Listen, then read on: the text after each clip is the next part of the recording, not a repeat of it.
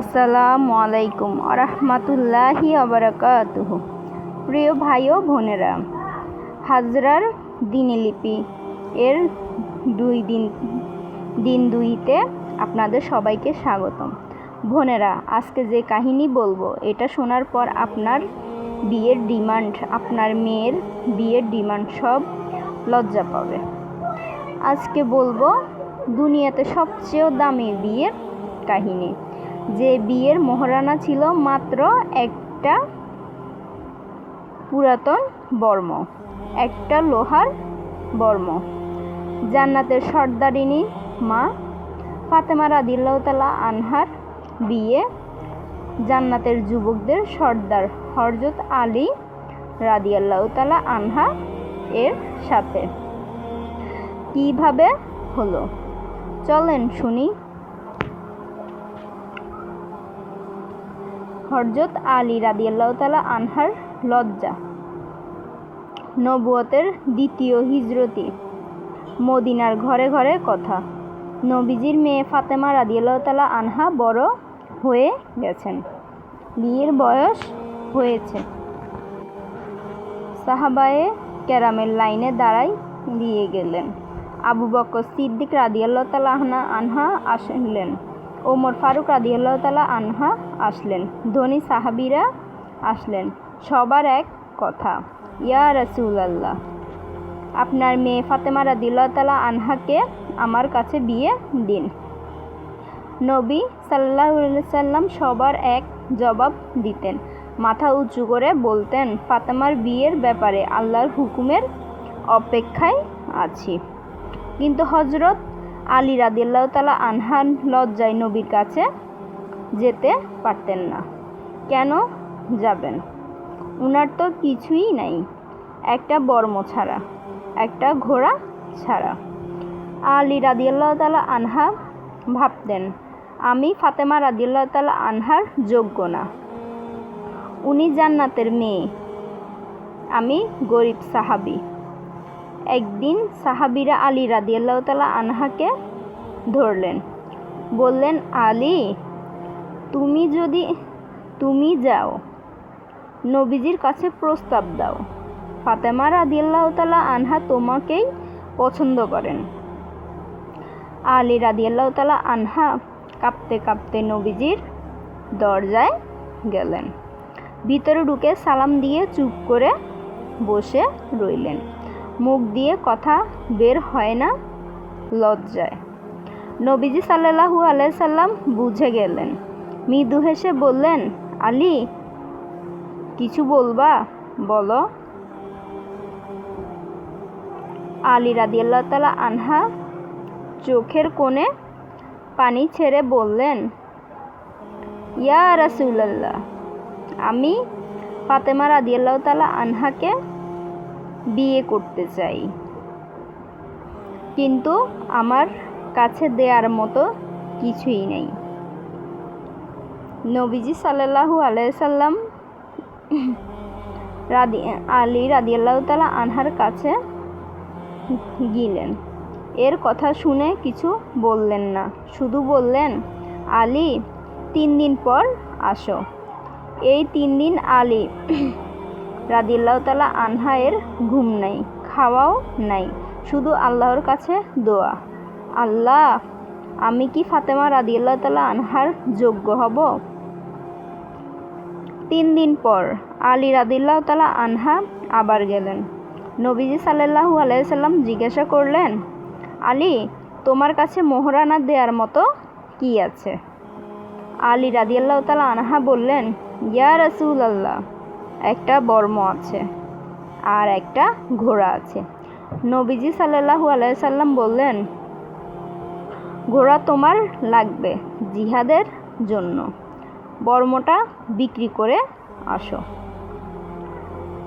আলী রাদিয়াল্লাহু তাআলা আনহা বর্ম বিক্রি করে 480 দিরহাম আনলেন, নবীজির হাতে দিলেন। নবীজি সাল্লাল্লাহু আলাইহি সাল্লাম টাকা হাতে নিয়ে কাঁদলেন। বললেন, আলী, এই টাকা দিয়ে ফাতেমার ঘরের জন্য জিনিস কিনো, খাট, বালিশ, চাটাই, মশারি, পিসার, আটা পিসার চাকি। সুবহানাল্লাহ বন্ধুরা, দুনিয়ার বাদশার মেয়ের মোহরানা মাত্র 480 দিরহাম, বাংলাদেশি টাকায় 40 থেকে 50,000 টাকা। আজকের যুগে মানুষ 10 লাখ 20 লাখ কাবিন ধরে, আর মা ফাতেমা রাদিয়াল্লাহু তাআলা আনহায়ের কাবিন ছিলেন 480 দিরহাম। কারণ নবীজি জানতেন বরকত টাকায় না, তাকওয়ায়। বিয়ের রাত নবীজির ওসিয়ত। বিয়ের দিন ঠিক হলো। নবীজি সাল্লাল্লাহু আলাইহি সাল্লাম নিজে খুতবা পড়লেন, বললেন, আলহামদুলিল্লাহ, আল্লাহর হুকুম। আলী রাদিয়াল্লাহু তাআলা আনহায়ের সাথে ফাতেমা রাদিয়াল্লাহু তাআলা আনহার বিয়ে পড়িয়ে দিলাম। মোহরানা 480 দিরহাম। আসমান জমিনের ফেরেশতারা সাক্ষী রইল। বিয়ের রাতে নবীজি সাল্লাল্লাহু আলাইহি সাল্লাম মেয়ে ফাতেমা রাদিয়াল্লাহু তাআলা আনহাকে আলীর ঘরে পাঠানোর আগে ডাকলেন। কলিজার টুকরা বুকের সাথে জড়িয়ে ধরে কাঁদলেন। তারপর 3টা ওসিয়ত করলেন মেয়েকে। 1 নাম্বার ওসিয়ত, ফাতেমার স্বামীর খেদমত করবা, স্বামীর পায়ের নিচে তোমার জান্নাত।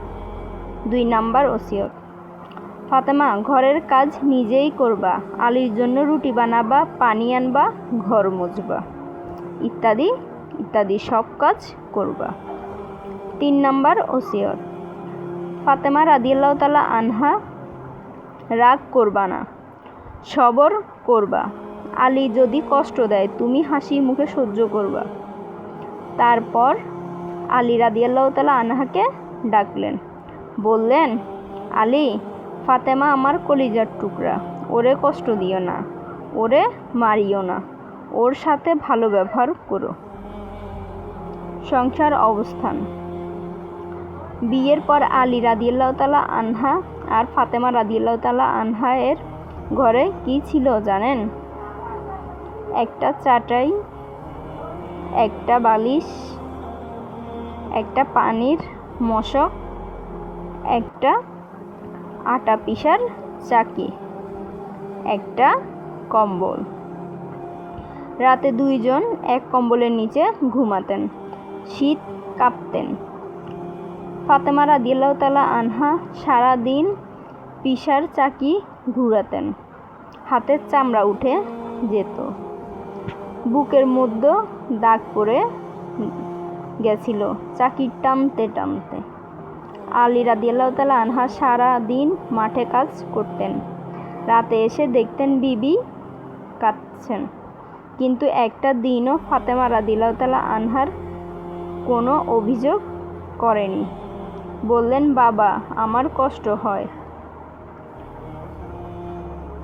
কারণ উনি জানতেন এই কষ্টের বিনিময়ে আল্লাহ জান্নাত দিবেন।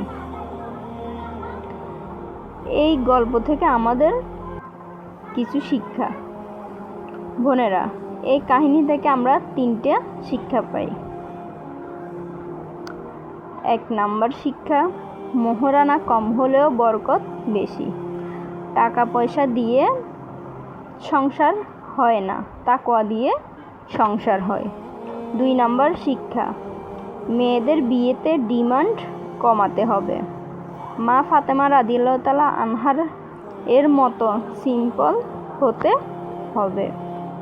3 নাম্বার শিক্ষা, স্বামী স্ত্রীর সম্পর্ক হবে খেদমতের। আলী রাদিয়াল্লাহু তাআলা আনহা ফাতেমা রাদিয়াল্লাহু তাআলা আনহা এর খেদমত করতেন, ফাতেমা রাদিয়াল্লাহু তাআলা আনহা আলীর খেদমত করতেন। শেষে মা ফাতেমা রাদিয়াল্লাহু তাআলা আনহা এর শিখানো দোয়া পড়েন সবাই 3 বার। রাব্বানা হাবলানা মিন আজওয়াজিনা ওয়া যুররিয়াতিনা কুররাতা আইয়ুন ওয়াজআলনা মিল লিল মুত্তাকিনা ইমামা। অর্থ, হে আমাদের রব, আমাদের স্ত্রী সন্তানদের চক্ষু শীতলকারী বানাও আর আমাদের মুত্তাকিদের ইমাম বানাও। বন্ধুরা, কমেন্টে লিখুন সুবহানাল্লাহ। কালকের ডে 3-তে শুনবেন মা ফাতেমা রাদিয়াল্লাহু তাআলা আনহা কীভাবে অভাবের কারণে নবীজির কাছে চাকর চাইতে গিয়েছিলেন আর নবীজি কী দোয়া শিখিয়ে দিলেন। ভিডিও ভালো লাগলে শেয়ার করুন, প্রতিটা মেয়ের কাছে পৌঁছে দিন।